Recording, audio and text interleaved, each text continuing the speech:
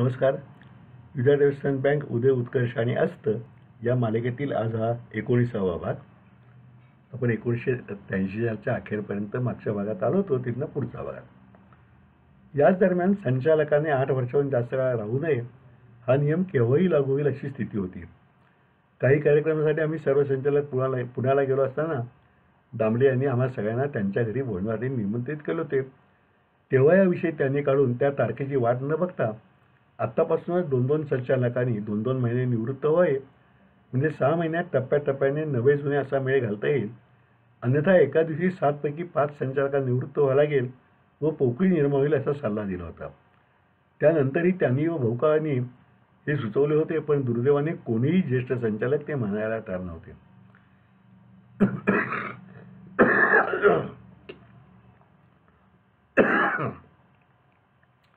मी नवीन असूनही संचालक पदाचा अन्नाचा लोक कसला हा प्रश्न मला पडायचा. पण त्या ज्येष्ठांना मी बोललो तर तो लहान तोंडी मोठा घास असे वाटले असते, कारण ते सर्व जवळजवळ माझ्या वडिलांच्या वयाचे होते. शेवटी तो प्रश्न तसाच भिजत राहिला. 15 फेब्रुवारी 1984 रोजी तो नियम लागू झाला. माफ करा. त्या दिवशी सर्वश्री बाबुरावजी पारखे, मुकुंदराव दापके, के.एम. शहा, अप्पासाहेब साठे व हरिभाऊ आपटे या 5 संचालकांना 8हून जास्त वर्षे झाली असल्याने सक्तीने निवृत्त व्हायला लागले. या संचालकांची अनुक्रमे 9, 26, 20, 21 व 11 वर्षे झालेली होती. त्यांनी वेळी सहजपणे संचालक पद सोडले असते तर ते शोभून दिसले असते ना. या 5 संचालकांच्या निवृत्तीमुळे संचालक मंडळात फक्त 1978 पासून असलेले चार्टर्ड अकाउंटंट पी.जी. भागवत व जेमतेम 8 महिन्यापूर्वी आलेला मी असे दोघेच संचालक उरलो. ही फार अभूतपूर्व परिस्थिती होती, पण बँकेची परंपरा इतकी मजबूत होती की त्यामुळे काही खळखळ झाली नाही आणि व्यवहारावर व प्रगतीवर इतकिंचितही परिणाम जाणवला नाही. सुदैव एवढेच होते की चेअरमन आम्ही दोघे असल्यामुळे बँकेच्या घटनेप्रमाणे कोरम पूर्ण होत होता, नाहीतर संचालक मंडळाची मीटिंगही घेता आली नसती. यावेळी पंडितांची तटस्थ भूमिका कायम होती. आता रिक्त झालेल्या 5 जागावर कोणाला संचालक म्हणून स्वीकृत करून घ्यायचे ते आम्ही दोघांनी ठरवावे, त्यात त्यांची काहीही ढवळाढवळ असणार नाही असे त्यांनी स्पष्टपणे सांगितले. आता एका दृष्टीने पी.जी. भागवत आणि मी आमच्या दोघांच्यावरच एक तऱ्हेने जबाबदारी होती आणि दुसऱ्या तऱ्हेने सर्वाधिकारी होते. ते सर्वाधिकार वापरून आम्ही ठरवले असते तर आमच्या पूर्ण कह्यातील व्यक्तीहून आम्ही संपूर्ण बँकेवर आमचे पूर्ण नियंत्रण आणून ती एका अर्थाने ताब्यात घेऊ शकत होतो. त्यास विरोध झाला नसता आणि जर झालाच तर तो मोडून काढण्यास आम्ही सक्षम होतो. पण पूर्वसंस्कारामुळे तो विचारही आमच्या मनात आला नाही. उलट समाजातून बँकेची संस्कृती जोपासतील अशी निस्वार्थी मंडळी निवडावीत हेच आमच्या मनात आले. पी.जी. भागवत म्हणजे नाना आपल्या व्यवसायामध्ये सतत व्यस्त असत. पुण्याहून मुंबई, बंगलोर, हुबळी असा त्यांचा बराच प्रवास झाले. त्यामुळे त्यांनी जुने संचालक, माजी चेअरमन यांच्याशी चर्चा करण्याचे काम माझ्यावर सोपवले. त्यानुसार निवृत्त झालेले 5ही संचालक दामलेसाहेब, भाऊका गोडबोले व 7 काही मान्यवर यांच्याशी भेटून बोलून त्यांची मते मी जाणून घेतली. नंतर मी व नाना म्हणजे पी.जी. भागवत भेटून ती नावे निश्चित केली. ती ठरवताना सर्वांना सहज मान्य होतील आणि बोर्डाची एकूण प्रतिमा कायम राहील हाही विचार केला. मध्ये फारसा वेळ त्या जागा रिक्त ठेवणे योग्य नसल्याने महिनाभरातच हे सर्व काम पूर्ण केले. पुण्याचे प्राध्यापक शरदचंद्र चिरमुले अण्णासाहेबांचे दत्तक पुत्र, अर्थशास्त्राचे प्राध्यापक व लेखक होते. साताऱ्यातील डॉक्टर एम.व्ही. पारंगे पूर्वी निवृत्त सिव्हिल सर्जन होते. निवृत्त जिल्हा न्यायाधीश एन.एम. कुलकर्णी आणि उद्योजक व जिल्हा संघसंचालक दिनकरराव शालकर आणि शिरगावकर उद्योग समाजाचे कोल्हापूरचे मोहनराव शिरगावकर असे आम्ही निवडले. या सर्वांना मार्च 84 मध्ये संचालक मंडळात स्वीकृत करून घेतले. म्हणजे सर्वांचा विचार घेऊन केवळ एका महिन्यात आम्ही ही प्रक्रिया पूर्ण केली. एका दृष्टीने कोणतीही वाट टाळून आणि स्वार्थ सोडून सर्वमान्य अशा बोर्डाचे गठन करणे ही आमची मोठी अचिव्हमेंट होते असं आज तरी मला वाटतं. 1984 मध्ये 10 लाख रुपयाचे राईट शेअर्सचा इश्यू करण्यात आला आणि तो पूर्ण होऊन भाग भांडवल 40 लाखावरून 50 लाखावर गेले. याच दरम्यान मी स्वखर्चाने सुट्टीवरून सिंगापूर, हाँगकाँग, बँकॉक व मनिला येथे गेलो होतो. सहज होईल म्हणून बँकॉकला बँकेचे कॉरेस्पॉन्डंट आयर्विंग ट्रस्ट कंपनीच्या हाँगकाँग शाखेच्या अधिकाऱ्यांची भेटीची वेळ ठरवून घेतली होती.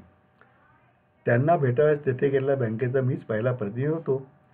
त्यांनी चांगले स्वागत केले. उभयतांच्या घटना, भागभांडवलाची रचना, व्यवसाय याचीही चर्चा झाली. युनायटेड वेस्टर्न एवढ्या कमी भांडवलाचा उत्तम व्यवसाय कसा करते आणि बँकेवर एखाद्या कुटुंबाचे किंवा समूहाचे आधिपत्य कसे नाही याचे त्यांना विलक्षण कुतूहल होते. मी माझ्या परीने परंपरा, संस्कृती वगैरे सांगून ते समजावण्याचा प्रयत्न केला. मी हा प्रवास खर्च बँकेकडून घेत नाही याचे आश्चर्य त्यांनी व्यक्त केले. मी परत आल्यावर सातारा ते सिंगापूरचे प्रवास वर्णन प्रसिद्ध केले. त्यात हा सर्व उल्लेख करून अण्णासाहेब चिरंजीवांच्या पुण्याची ती प्रचिती असे लिहिले होते. याच यूट्यूब चॅनलवर सातारा ते सिंगापूर ही माझी अभिभाषणाची मालिकाही आहे. आपल्याला वाटलं तर आपण ती अवश्य बघू शकता. पंडित व मोडक एकमान्य पूरक अशी टीम जमली होती. संचालक मंडळातील सर्वांचे सूर जुळलेले होते. पंडित तसे मितभाषी तर मोडक सहज बोलणारे होते. त्यामुळे बँकेची प्रगती पूर्वत चालू तर राहिली. शिवाय पंडितांच्या संपर्कामुळे मोठमोठ्या उद्योग समूहांची काही खाती, विशेषतः त्यांचा नॉन फंड बिझनेस बँकेला मिळू लागला. लोन प्रपोजलचा अभ्यास यावर पंडितांचे प्रभुत्व होते. दिलेल्या कागदपत्राचे काय, कसे, कोठे पाहायचे आणि त्यात जे नाही त्याचाही अंदाज कसा घ्यायचा आहे ते तज्ञ होते. त्यांच्या समवेत काम करताना आम्ही यात पारंगत होऊ लागलो. बोर्डाच्या मीटिंग खेळीमेळी होत, पण या येऊ लागलेल्या पारंगत्यतेमुळे अधूनमधून एखाद्या लोन प्रपोजलबाबत पंडितांचे व माझे कधी खटके उडत. त्यांचा पूर्ण अभ्यास असेच आणि मीही तयारीनिशी बोलायचो. अशावेळी कागदावर कर्जदाराची परिस्थिती जरी तेवढी अनुकूल वाटत नसली तरी प्रत्यक्ष वस्तुस्थिती त्याचे पुढे व्यवहार चांगले असल्याचे पंडित पटवून द्यायचे आणि मग गाडी पुढे चालू व्हायची. कधी माझा किंवा अन्य संचालकाने काढलेला मुद्दा बरोबर असला की ती शंका निरसन होईपर्यंत आम्ही मंजुरी देत नसू. एखाद्या वेळी असे प्रकरण पंडितांनी प्रयत्नपूर्वक बँकेकडे आणलेले असायचे आणि ते उद्विग्न होऊन तसे सांगायचे. मग आम्ही म्हणत असू, हे तुम्ही आधीच का सांगितले? असे असेल ते मंजूर करू. आमचा तुमच्यावर विश्वास आहेच, पण फक्त आम्ही म्हणतो ती माहिती पुढच्या मीटिंगमध्ये नक्की द्या आणि तो विषय संपायचा. बँकेमध्ये क्लेरिकल स्टाफला ज्येष्ठतेनुसार परीक्षा व मुलाखती देऊन ऑफिसरपदी प्रमोशन दिले जाईल. त्याचा मुलाखती व त्यांचे निर्णय वरिष्ठ अधिकारीच घेत व तो विषय संचालकांच्यापर्यंत येत नसे. माझ्या एका जवळच्या मित्राचा मुलगा परीक्षा पासून मुलाखतीस गेला होता. त्या मुलाखतीची मला पूर्ण माहिती होती. शेवटी सर्वच उमेदवार जवळपास सारखे व बँकेतील असतात, म्हणून मी त्याला प्रमोशन मिळावे अशी विनंती केली होती. प्रमोशनची यादी लागली, त्यात त्याचं नाव नव्हतं. माझे मित्राने वैतागून हे मला सांगितले आणि वर काय तू असूनही काय उपयोग नाही असं शाळे मारला. बहुधा तेव्हा मला आपल्या संचालक पदाविषयी काहीतरी गची बाधा झाली असावी.